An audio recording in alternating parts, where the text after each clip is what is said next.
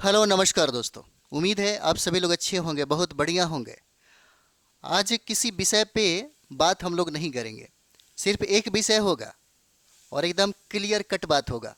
हो सकता है कई लोग इस बात को समझते होंगे, कई लोगों को हमारी बातें बुरी लगेगी, लेकिन यही रियलिस्टिक बात है। दो तीन चीज़ों पर थोड़ा सा मूल्यांकन आप कर लीजिए। अगर आप इसको समझेंगे तब जाकर के आपको टीआरई 4.0 की जो सच्चाई है इसका पता चलेगा। और हम नहीं चाहते कि आपको अंधेरे में रखा जाए, क्योंकि मूल्यांकन तो आप खुद तय भी कर सकते हैं, खुद कर सकते हैं। दो चार ऐसा शब्द है, दो चार ऐसे पॉइंट है जो खास करके शिक्षा मंत्री ने जो बात कही है, इसके आधार पर आप खुद अपना विचार बना सकते हैं। और सरकारी जो योजना है, खास करके अभी के समय में सरकार क्यों ऐसा करना चाहती है। परीक्षार्थी एक बहुत बड़े आंदोलन की फिराक में है, एक बहुत बड़ा आंदोलन करने के लिए तुले हुए हैं, और सरकार उनकी बातों को नज़रअंदाज अगर कर रही है तो आखिर क्या है, क्या कारण है ये सब चीज़ें। थोड़ा सा समझिए इस बात को। जैसे में अगर हम लोग बात करें तो एक वीडियो वायरल हो रहा होगा जिसमें शिक्षा मंत्री कह रहे हैं कि मैंने तो लगभग 2.25 लाख शिक्षकों की नियुक्तियां करा ली है। जब आप सारे परीक्षार्थी जब शिक्षा मंत्री को घेर करके अपना सवाल करते हैं कि 4.0 आएगा कि नहीं आएगा, कितनी सीटें होगी, तब वो बार बार आपको यही बात कहते हैं कि मैंने लगभग 2.25 लाख शिक्षकों की नियुक्तियां करा ली है। और ये 4.0 अंत नहीं है, 5.0 भी आएगा। ये वीडियो आपने देखा भी होगा। क्या लगता है आपको? 2,75,000 नियुक्तियां कराने के बाद अब इनकी मंशा यही है कि हमारे पास जो नियुक्तियां होनी थी वो हमारा टोटल खत्म हो चुका है। और यही वजह भी था कि उन्होंने, जैसे सरकार अगर बोलकर फंस गई, अब उसको लगता है कि भाई 26-27 हज़ार सीटें दे दो। एसीएस अधिकारी कहते हैं कि नहीं, 1 लाख सीटें होगी। रिक्तियां भी पूरे डिस्ट्रिक्ट से अभी तक आया नहीं है। कुछ ऐसे भी परीक्षार्थी हैं जो बीपीएससी को कॉल करते हैं और कहते हैं कि कब तक वैकेंसी, कब तक नोटिफिकेशन जारी होगा, कब कितनी सीटें होगी, उसको क्या पता, उसको क्या पता, है ना। थोड़ा सा इस बात को समझिए।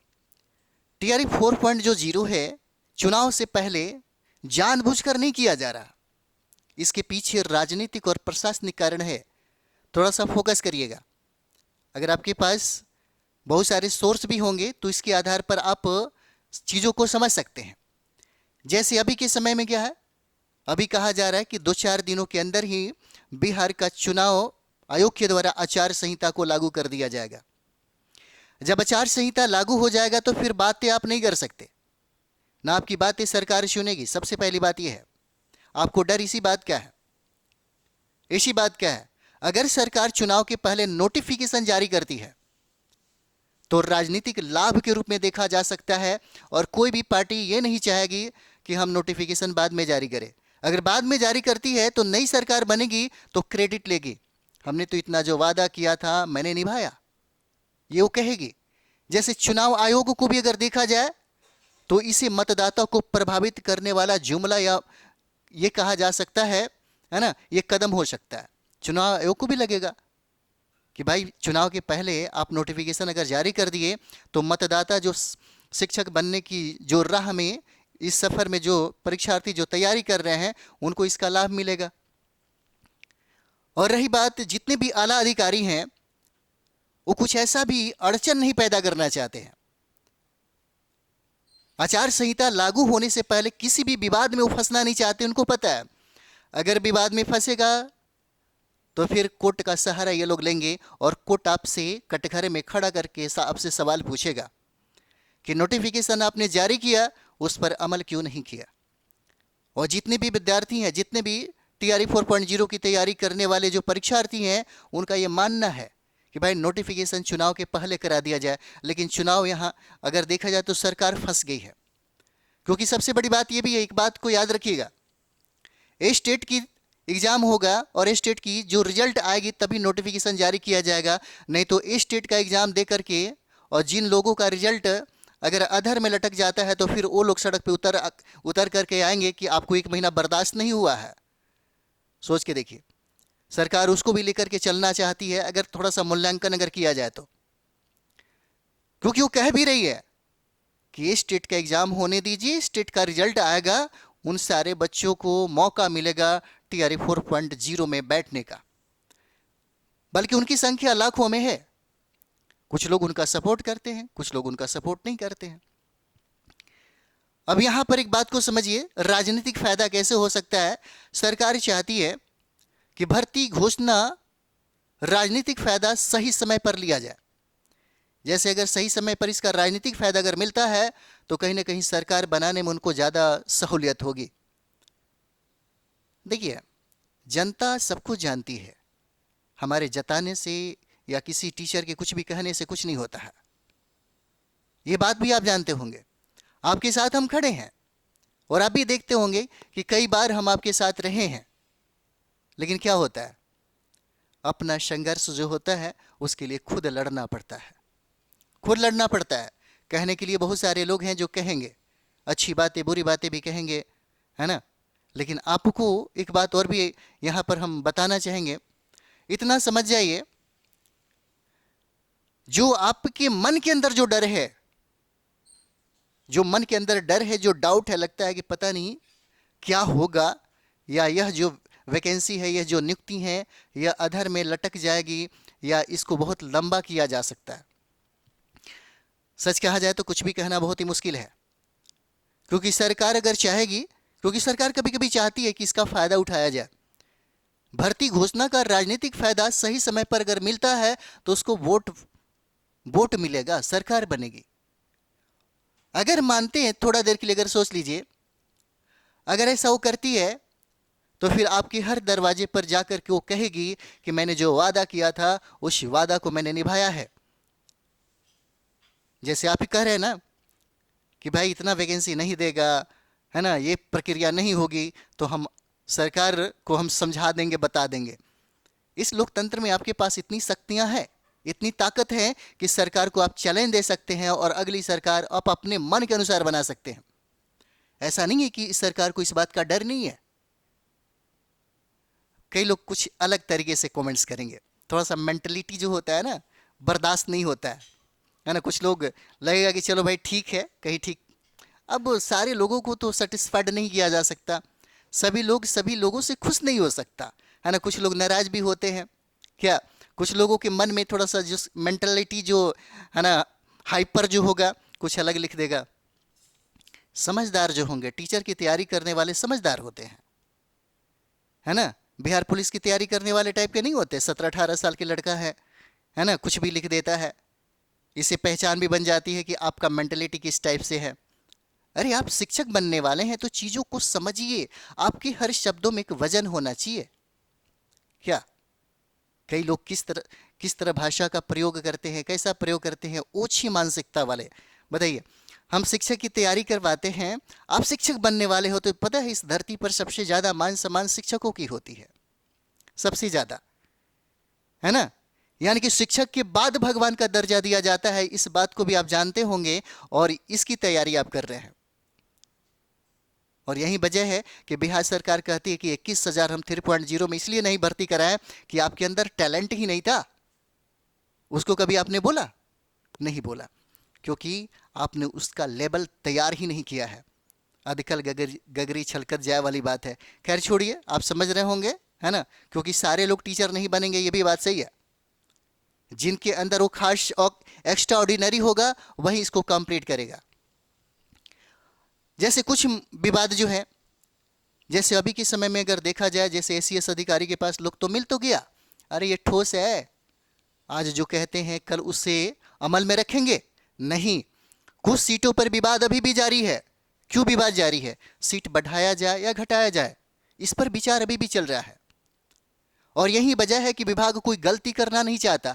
गलती करना क्यों नहीं चाहता? अगर गलती करेगी तो यह मामला पूरा का पूरा कोर्ट में अटक जाएगा, और कोर्ट में जब अटकेगा तो सरकार को कटघरे में ला करके खड़ा किया जाएगा, और सरकार हमेशा कोर्ट का चक्कर के, है ना, उसका इमेज खराब होगा, वोट वैल्यू वो भी खराब होगा, और बहुत ही ज़्यादा लोग कहता है ना जगहसाई वाली बात है, वही हो जाएगा। ये बात है। सरकार तो ये भी चाहती है कि भर्ती की घोषणा चुनावी ट्रम्प कार्ड बन जाए। क्या वो नहीं चाहती है कि आपका जो उसने जो वादा किया है उस वादा को निभाया जाए? लेकिन ये भी फर्क पड़ता है कि सरकार गठबंधन किसके साथ है। बट हमें जहाँ तक लगता है, आप प्रारंभ से ही देखते होंगे इस बिहार के विकास में नीतीश कुमार का सबसे बड़ा योगदान है। चाहे महिला के क्षेत्र में चले जाइए, चाहे गरीब और वंचित समाज के लिए देख लीजिए, चाहे स्टूडेंट के लिए देख लीजिए। लेकिन हो सकता है कि वो किनके साथ काम कर रहे हैं, तो मिले जुले वाला जो सरकार होती है ना, वो कहीं ना कहीं इस बात को शादती है। आप इस बात को समझ रहे होंगे। इसलिए हम ये नहीं कहना चाहते हैं, और सरकार को सीधे सीधे क्या कहना। जैसे आप चीज़ों को समझिए, थोड़ा देर के लिए समझिए। अगर नोटिफिकेशन की अगर हम लोग यहाँ पर बात करते हैं कि भाई ठीक है, दो चीज़ से आपको क्लियर हो सकता है। अगर आपने पेपर पढ़ा है, बहुत सारे लोगों का न्यूज़ देखा है, देखिए आप अपना दिमाग भी चलाइए, है ना। बुद्ध ने कहा था, है ना, दीपो अपभव, खुद इसका निर्माण कर सकते हैं, खुद इसको बना सकते हैं। जैसे यहाँ पे नोटिफिकेशन की अगर हम लोग बात करें, नोटिफिकेशन, अगर नोटिफिकेशन चुनाव के पहले आए या नोटिफिकेशन चुनाव के बाद आए तो क्या होगा, अभी तो सोच सकते हैं ना। अगर चुनाव के पहले आता है तो इसका असर जनता पर सबसे ज्यादा पड़ेगा। ऐसा नहीं कि दोनों में इसको फायदा है। टीआरए 4.0 को लेकर के जो नोटिफिकेशन की जो बात कर रही है, सीटों की जो बात कर रही है, चुनाव के पहले भी सरकार को फायदा है, और चुनाव के बाद भी अगर नोटिफिकेशन देता है तब भी सरकार को फायदा है। अगर चुनाव के पहले देता है तो इसका असर जो है जनता पर सीधे पड़ेगा।